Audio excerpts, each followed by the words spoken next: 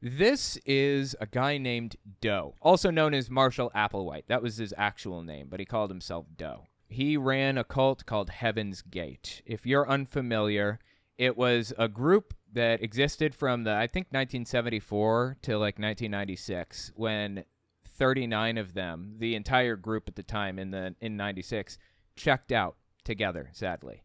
It was what was called a UFO cult. And yeah, they all had a pill that they took, and that was it. Lights out. Boom. Really heartbreaking for these people, right? Well, this guy was a cult leader, full-blown cult leader. And I feel like it's valuable to look at his experiences and his ideas and beliefs to understand how he got to where he is, so that we don't get to where he is, right? I mean, there are people in society right now who have no idea they're in a cult. And the one thing that helps them get out is seeing somebody else who is very plainly and obviously a cult member, exhibiting the same behaviors that they exhibit. That's sometimes what it takes for people. So anyway, it's valuable, in my opinion, to examine these people's beliefs and ideals and experiences and all that other stuff. It's valuable to take a look at this stuff. So let's give this a listen. This is Doe. This is an initiation tape. By the way, this is part 2. If you haven't seen the other, don't sweat it. This stands independently of the rest. I'll provide context if it's necessary. And while we listen, we're going to play some Breath of the Wild 2. It's a pretty early game and just kind of running around doing some grinding. Quick interjection. I won't take long. I just wanted to tell you guys, YouTube's algorithm operates off of a few factors. Watch time, whether or not you subscribe, and whether or not you like something. So if you really want to help my channel, I would appreciate it if you guys watch the video to the end. If you don't watch it to the end, just watch a little bit longer than you would have otherwise. I would appreciate that very much. All right, let's get back to the video. So leading up to this point, he claimed to be Jesus, reincarnated, and claims that he's a space alien. And as a space alien, he shuns all human things, all human experiences and whatever. I.e., he shunned sexuality. He was gay, and he couldn't come to terms with that fact. He was caught having a relationship with another man in the 60s or 70s, and that was simply not okay at the time. People did not accept that, And so he was fired from his job, effectively for being gay. Although, in their defense, the people who fired him, in their defense, the guy was a student that he was with, so there's that, but... Anyway, so he spent his whole adult life from 1974, I think, when this group was formed, all the way to, 1996 when they checked out together. He spent his entire time shunning sexuality, telling people it was evil and wrong and you shouldn't have any part of it or anything like that. So, yeah. Let's keep listening to this guy talk about how evil sexuality is and watch him not be able to come to terms with any of the problems that he had in his life. At this point, he calls himself a vessel, a human vessel, this body, and he's talking about what it's like in the evolutionary level above human, which is heaven. I.e., if you step in a spaceship and go into space, you'll reach heaven. That's what he's saying here. These will not go into houses on some planet like Earth and reproduce and have families and sit and watch television and make scrambled eggs. They're going to be in service for whatever need the level above human, the kingdom of heaven, has for them. And the tools they use, the workstations that they use are spacecrafts, all sizes. Spacecrafts that are so small that a very small crew could fit in them because of the task that requires a small spacecraft. Spacecrafts that are so large you can't even see the outer extremities of them. They would look like something larger than a planet because the station requires that for whatever laboratory work or experimentation is going on, whatever their work is in that kingdom. How can they be effective servants in that kingdom if they're worried about their children, or their dogs, or their horses, or their cats? I.e., people aren't going to be thinking about, they're not going to have physical things. They're not going to have pets. They're going to have no feelings for anybody. Love and enjoyment and all of that stuff will be done away with because it's evil, because it leads to people doing things that they're not supposed to do, I guess, which in his mind is, sleeping with people, sadly. Or how much time they have to put in at the Rotary, or different clubs or organizations. As individuals, they serve one individual, and that is the representative of that level, that is their chief, that is over them for their assigned task. Just as in the task that we're in now with this classroom, these look to me for everything. I look to my older member to fill me in on what their needs are and how I might be used to supply their needs. I'm not just talking about their physical needs, but their mental needs, how they can make their change from human into the kingdom level above human. Again, older member, he's talking about T, i.e. God. He believes that he's Jesus, and his assistant, T, or his, not assistant, but his co-founder of this religion is God, and he's Jesus. She died of cancer, maybe a decade before this happened, before this show, or I'm sorry, maybe a decade before he made this tape, and he couldn't deal with that. He couldn't deal with the fact that she had died, and, we're seeing the results now. Now, this is not to say that we know that there is a guarantee that we will all together go on board a craft in order to leave before the spading under occurs. Spading under is planet Earth being recycled, quote unquote. They're going to destroy planet Earth. We will go definitely on board a craft to leave when the spading occurs. You can say, well, what's the difference? Well, the difference is we don't know if we're going to take these flesh bodies on board that craft or if we'll leave these flesh bodies behind. Again, to my knowledge, I think that, I don't remember, I was thinking that this UFO group believed that you cannot have metal when you go into the spaceship, but no, I think that's inaccurate. They're allowed to have metal. I was thinking of another group called the Seekers in the 1950s. That was a UFO cult. And the Seekers, they believed that a UFO was, on its way to save them or whatever, and they weren't allowed to have any metal on their body. So they took off their belts and they put they held their pants up with rope and all kinds of other stuff, dude. It was crazy. If they had fillings, they had to yank them out. No joke. No change allowed in their pockets, nothing when the space aliens came.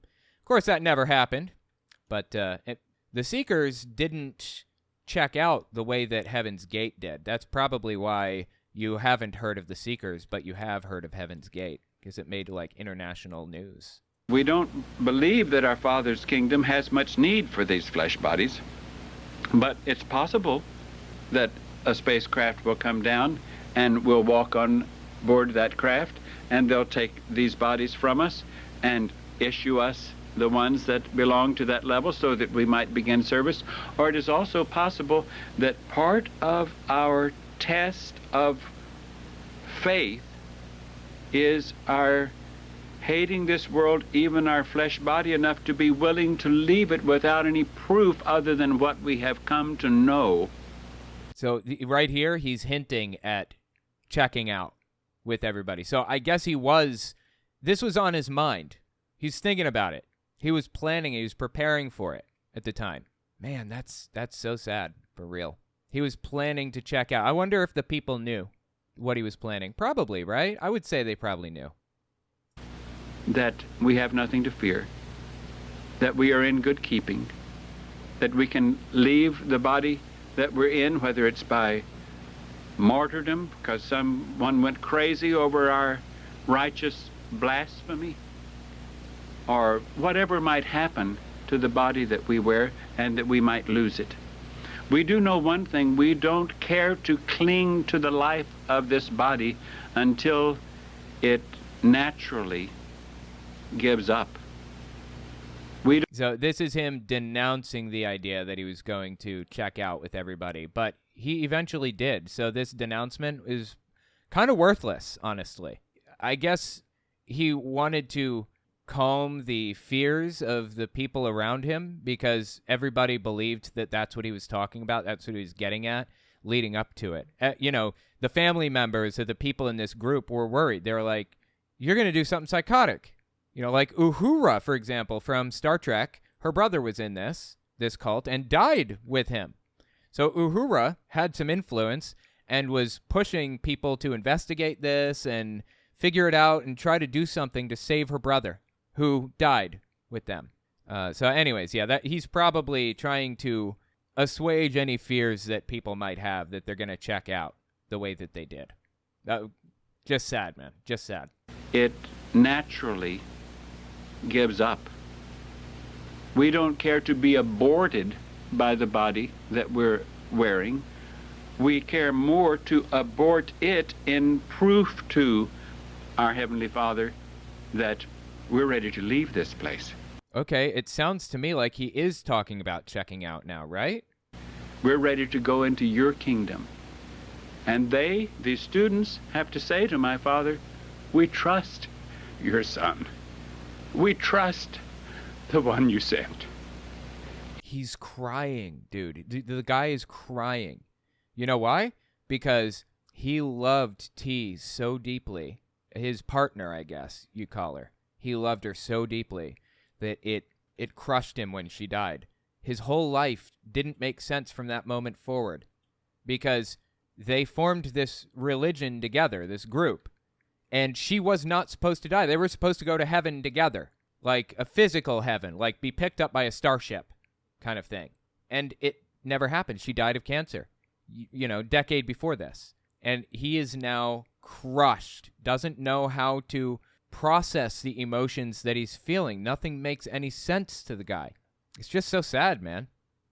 Even so much that we have no hesitation to leave this place, to leave the body that we have. And we know that whatever happens to us after we leave this body is a step forward from what we have, and that we don't care to be here. Earlier in this tape, I spoke to you of 3 types of individuals that can be salvaged from this respading. One was, I mentioned those that have overcome enough that they will get an issue of a physical body belonging to the next level and go into service as a crew member working for the next level. A second type of individual that can be salvaged from this planet at this time are those who don't quite reach that point of overcoming when it is time to leave, but are still faithful to the best of their ability in their effort of breaking away and leaving their humanity and looking to us, looking to me, looking to my Father, looking to the next level to give them the strength and the understanding of how they can break away more quickly. So wherever they are, to the best of their capability at the time of our exit, whether it is not ready for issue of a next level body, they may have to experience a time in a civilization that is yet to come and do more overcoming of human kingdom, but they will be in the keeping of the kingdom level above human, just as these have been in the keeping of the kingdom level above human, not only here at this time in this generation with me and with T. That T isn't T's name, by the way. Doe isn't Doe's name.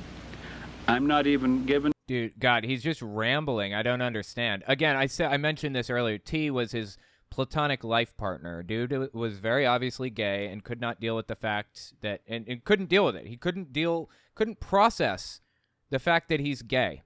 So shunned all sexuality and got with T, not in a sexual relationship. To my knowledge, they didn't have a sexual relationship, but got with her as like partners in this venture, this religion that they created together. To tell you what. In the beginning of this video, if you didn't see part 1, he claimed that T was God and that he is Jesus. All right, I want to catch the context here because it is wild what he says here. Listen to this. Keeping of the kingdom level above human, not only here at this time in this generation with me and with T. That T isn't T's name, by the way. Doe isn't Doe's name. I'm not even given to tell you what my name is, or It was Marshall Applewhite. T's name. T doesn't want you to know it. It was Bonnie Clemens? God, it's been a while since I looked into this, but let's just find out what her name was. I don't remember. It was Bonnie something, I think. Bonnie Nettles. That was it. I'm sorry. Why did I say, what was it I said? Clemens? Yeah, it was Bonnie Nettles. That was her real name.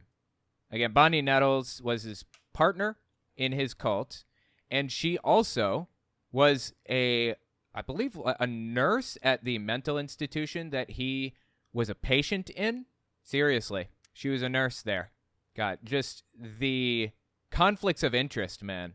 Conflicts of interest here are just, there are so many of them. God, dude. Okay. So he just got really aggressive a second ago, right? He said, I'm not going to give you my real name, my real information. Like, nobody asked for it, bro. You're on tape right now. This is your tape, okay? What the hell is happening right now? My name is, RT's name. T doesn't want you to know it.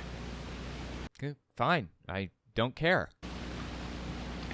Okay. I had to put that in there, but just so that you would understand. Okay, the second type of individual that can go into the kingdom of heaven is that one at the time that we leave has not completed that, and therefore the next level brings them back when a civilization is at the point where they can move in and pick up where they left off and do more overcoming so that they will reach issue time by the end of the next civilization that they have overcoming to do in. The third type of soul or individual that can go to the kingdom of heaven now with us and be in the keeping of that kingdom are those who even hear our voice right at the end, or even receive this information and don't know where it's coming from. In other words, some might hear our voice and might know that where it is coming from, might know that I exist in physical form here about to leave. Others might not know that I do. But something tells them, I've got to break away. I can't stand to stay here. I've got to go to that kingdom level. So that's three types that can go, that can be saved, that will not need to experience recycling. Even that faith that would have them willing to leave, desiring to leave, trusting in that information. Those who actually know me have more serious time of test than those who believe this information and don't know me. Okay, I feel like he's no longer making any sense whatsoever, and he's just like trying to cope with the bizarre like feelings that he's got right now. Like, he cannot figure out how to process the fact that he lost his life partner. Poor dude. The lower forces, once you see me in this vehicle, the forces of Lucifer, of Satan, the lower forces of this planet, that run this planet, by the way, those forces would do anything they can to keep these from succeeding with their task, to keep number two example of those that can go from succeeding in their task, and would do anything to keep even an initial believer from believing. Their whole effort, the lower forces' whole effort, is to have us not succeed. It's fascinating to me that the guy is very obviously like, you know, he believes seemingly in demons and claims that like people are demons, like people on Earth are demons. Narikal, welcome. What does God need with the starship? That's it. What does God need with the starship? I couldn't remember the saying. He obviously, dummy, needs to go to the evolutionary level above human. You of all people should know this. Okay, let's keep listening. The lower force's whole effort is to have us not succeed. Like, look at the eyes, you know? Look at the guy's eyes. They are so intense and, like, I don't know, passionate? Is that the right word? I'm not sure. It's just bizarre. It's bizarre to see, seriously. Like, there's something deeply wrong with this guy. In leaving and being in the keeping of the kingdom of God, the kingdom of heaven. So, here we are. We're coming public with this information that we're about to leave. Yeah, I guess that he was planning to check out at this point. And I suppose that his followers probably knew that at this point, too. I wasn't sure walking into this if, like, who knew that they were about to check out? I'm not sure exactly how long it was before they checked out here, but it wasn't too much longer. So they all checked out in 96 or 97, all did it together, and I guess they released this as like, an explanation for their decisions. Again, they had exit tapes, too, that where they all talked, like, final tape that they released before checking out together. So sad, man. So sad. And this is like putting ourselves right out on the playing field so that the lower forces have a chance to try to do to us what they can do to us. It also will challenge all those who are religious-minded to look at us and say, is that the truth or is that not the truth? Is that Antichrist or the spurious Messiah? Spurious Messiah is the term that some prominent television, satellite Dude, what? He lost his train of thought. He just, he's gone. I guess spurious Messiah is a name that was given to him by somebody on TV. Is that what he's trying to communicate? That some prominent television, satellite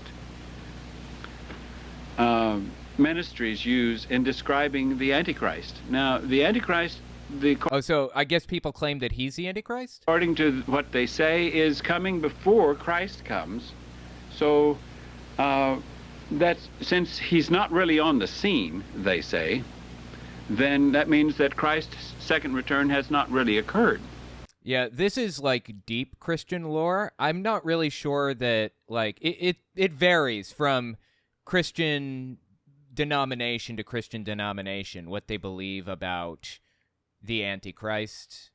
So, yeah, I mean, Jehovah's Witnesses don't even believe in an Antichrist in the same way that he's describing. So it just kind of depends. But I guess he's got his own interpretation of doctrine here, and his interpretation, I guess the one that people are using to criticize him, is that the Antichrist will come before Jesus comes back, and he's claiming to be Jesus. So, well, I hate to tell you, but the Antichrist, the spurious Messiah, has been on the scene ever since my father and I left 2,000 years ago. And they have worked as hard as they could work through religions, through governments, through morality, through responsibility as human, to brainwash humans to expect heaven on earth. This guy talking about brainwashing. The irony, right? So sad, man. Not to look to go to the kingdom of heaven, but to look for a heaven on earth. To work toward the future, to be preoccupied with replicating or reproducing children and laying aside enough money to take care of those children so that they will have a future and they will have a future and they will have a future in what? So he's saying it's like a pointless waste of time to like invest money to help your children or whatever else because Earth is going to be recycled and he's going to go to space, which is actually heaven, I guess, right? They will have a future and they will have a future and they will have a future in what? The human kingdom. To the next level, the human kingdom is nothing but a stepping stone. Anyone who wants to stay in the human kingdom and make it some sort of divinity is looking to some spurious Messiah. So if you are not following Doe, what he's saying here, if you don't follow him, you're following the Antichrist. That's a fascinating interpretation of doctrine. Okay. Some Antichrist. Now I know that those that are waiting for the spurious Messiah, the Antichrist, if they become aware of this tape and of Doe sitting here saying what I'm saying now, they'll say, that's the one. Because I warned you that the spurious Messiah would say, I'll take you out of here. I'll rapture you into my Father's kingdom. And that's what I'm saying. I'm saying that if you can believe my Father's information, if you can believe the truth that we share with you, and if you believe it enough that you can put your trust in me, and that's a big dose. That's a difficult task, to trust me. You do not know me well enough to trust me. I understand that. These know me. You talking about the cameraman. Don't know me. We have a website now. You know, it's the popular thing. Everybody has to have a website. Again, they made, if you missed part one, I talked about this, they made most of their money by making websites for people. They were like early web designers. Their website is still up right now. There was somebody that like maintains it, keeps it up. One of the members stayed behind, quote unquote, as they called it, stayed behind to maintain their, intellectual properties until Earth is recycled. So, anyways, yeah, they were web developers. They were web designers. That was their whole thing. That's what they spent their time doing. And they all lived in a mansion together.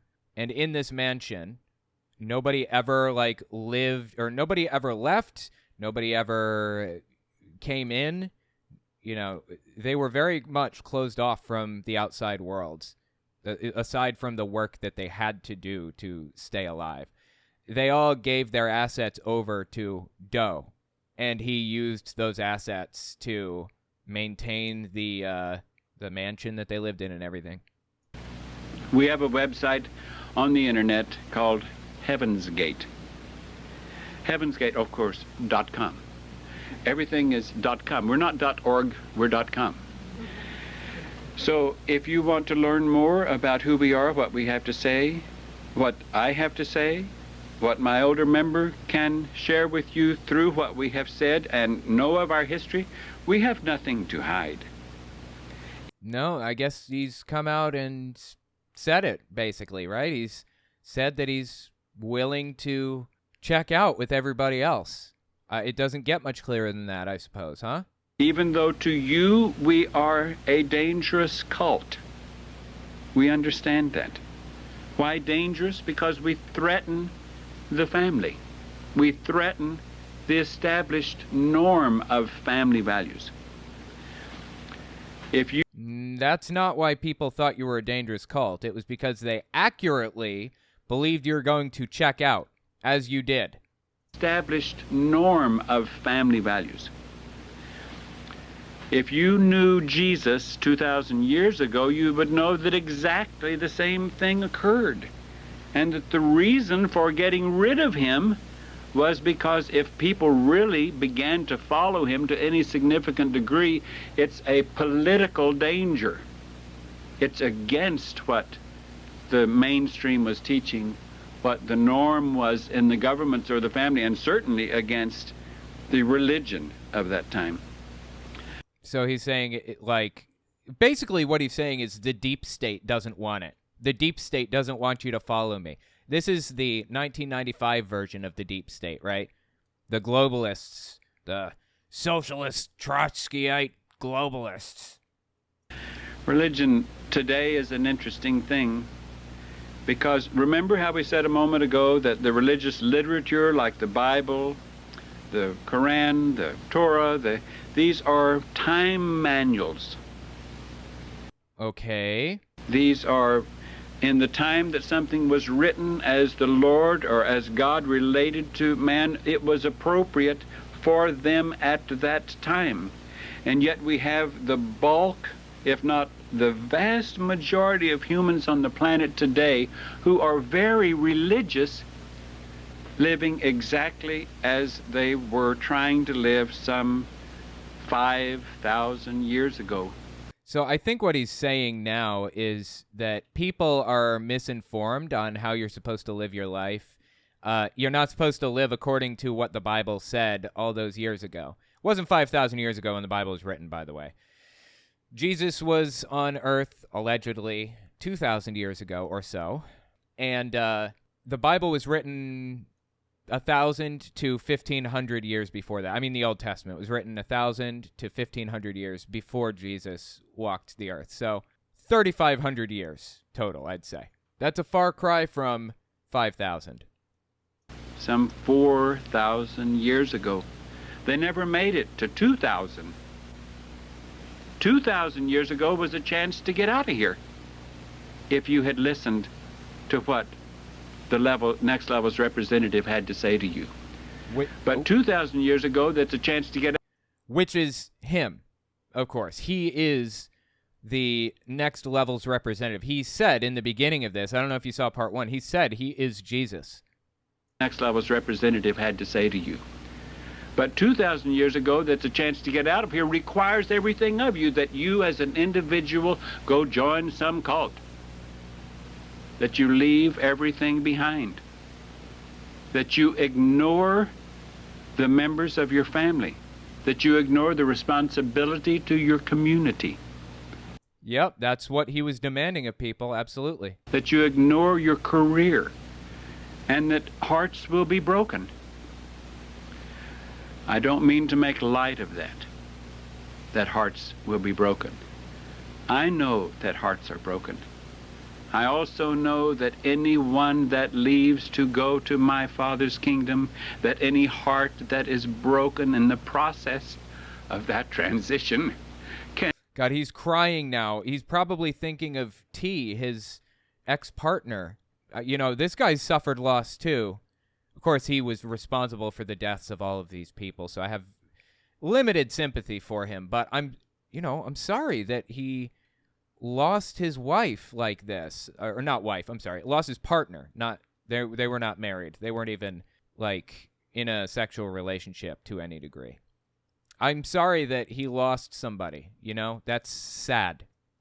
Heart that is broken in the process of that transition can easily be more than healed if that heart looks to my Father for healing, looks to my Father for understanding, does not need to see this as a terrible experience.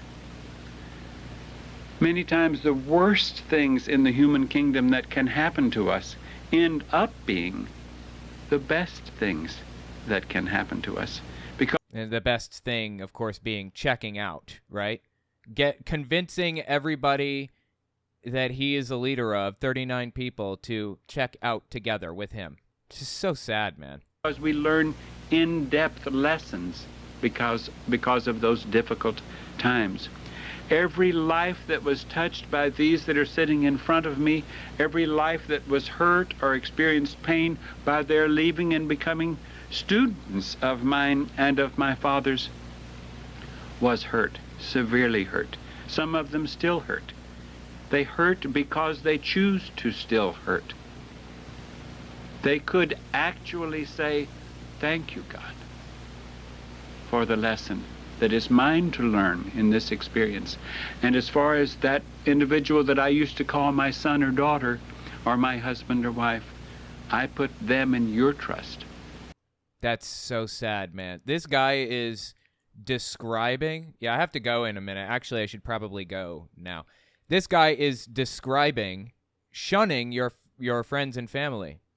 You have to tell them you're not going to be a part of their lives anymore. You have to walk away from them. That's like a mandate of his belief system. This is something else, man. You got to feel for the people who fell for what he was selling, bought what he was selling.